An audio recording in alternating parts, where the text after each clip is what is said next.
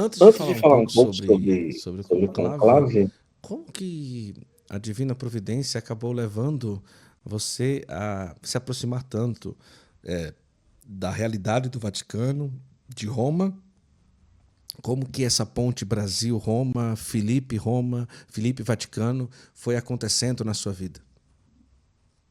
É interessante pensar, né, olhar para trás.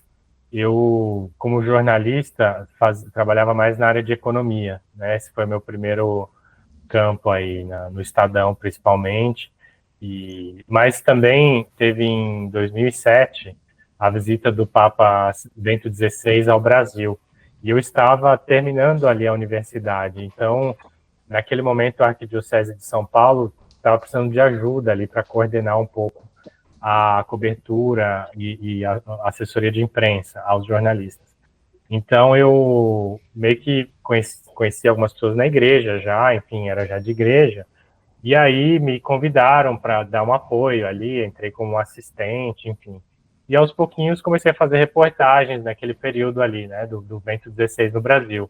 Fui em Aparecida, né, que teve a conferência de Aparecida, estava lá quando o Bento XVI fez aquele discurso na abertura.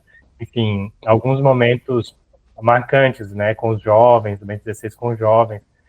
E, e aí, mas ficou meio assim, aquele momento pontual, né? E eu sempre tentei, de alguma forma, levar a minha carreira nessa direção. Continuei escrevendo, propunha matérias, fiz um blog que na época não tinha assim tanta né, visibilidade, mas era ali uma tentativa de começar a elaborar, fazer um pouco de análise, né? Como fazem os vaticanistas.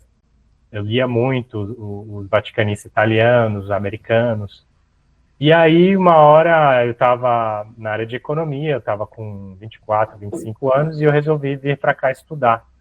E aí, com a ajuda de algumas pessoas, né, enfim, meus pais, mas também na paróquia onde eu estava, aqui em Roma, eu consegui ficar 3 anos e concluir o doutorado. E aí, estando aqui, as coisas foram acontecendo. O Bento XVI renunciou enquanto eu estava aqui, e aí eu fiz reportagens, e aí o Francisco assumiu, também comecei a acompanhar o pontificado, né? E aí as portas vão se abrindo, né? A gente está aqui e as coisas meio que foram acontecendo, né? Foi um pouco providência mesmo, igual você falou. Que que coisa coisa bonita, bonita. que bom. Agora, nós estamos nesse dia, há 2 dias do início do conclave. Então, todo esse momento vivenciado nesses últimos dias foi um momento de oração, né? Um novenário de oração em sufrágio da alma do Papa Francisco.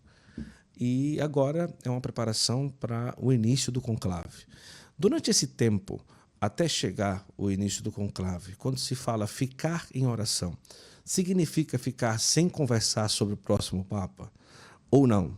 Ou realmente nas congregações gerais, nos momentos, já se tenta perfilar, né? Trazer um perfil do próximo Papa para o início agora do conclave no próximo dia 7?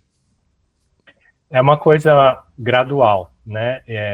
Assim, é até interessante que a igreja, em toda a sua história e até sabedoria, né, histórica, se a gente puder falar assim, entende que tem uma dimensão humana nessa escolha, tem uma dimensão espiritual, né? Então pedir aí a iluminação do Espírito Santo, tem uma missa antes de começar o conclave, né? Então tem uma série de momentos de oração, mas tem também uma dimensão humana, que é a dinâmica entre as pessoas e essa ideia de que o Espírito Santo ilumina as mentes e as decisões. Então, quando a gente fala que, às vezes, dentro da igreja, não são os cardeais que escolhem, é o Espírito, quer dizer, mas tem uma participação humana, a gente não está negando isso, né? Então, tem isso também.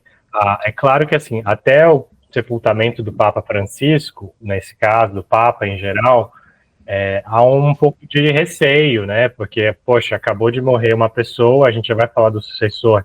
É igual quando morre alguém e alguém já vem falar, para que vai ficar a herança, né? Assim, Sim. Sim. ter um respeito à pessoa que acabou de ir e rezar, né? Por essa pessoa, agradecer. Então é isso que a igreja fez até o sepultamento. E aí continua, e as coisas vão se intercalando, né? Esses 9 dias de oração, como você falou, uma missa todos os dias, na igreja no mundo inteiro, não só em Roma, 9 dias rezando pelo Papa que morreu, e aos pouquinhos vai entrando a dinâmica do conclave. Então os cardeais se reúnem todos os dias agora e já começam a falar, né?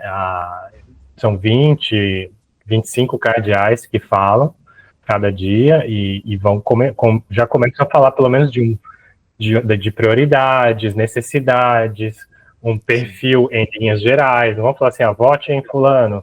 Não é assim. É assim, olha, a gente precisa de um papa dinâmico, atento aos pobres, temos a guerra, enfim. Vão falar de perfil, né? E aí, aos poucos, isso vai iluminando ali as ideias deles. E vai chegar um momento em que, talvez mais em privado, em conversas ali, um almoço, uma conversa pessoal, eles comecem a discutir nomes, né? Até chegar no conclave, né? Que tem que acontecer no máximo 20 dias depois da morte do Papa.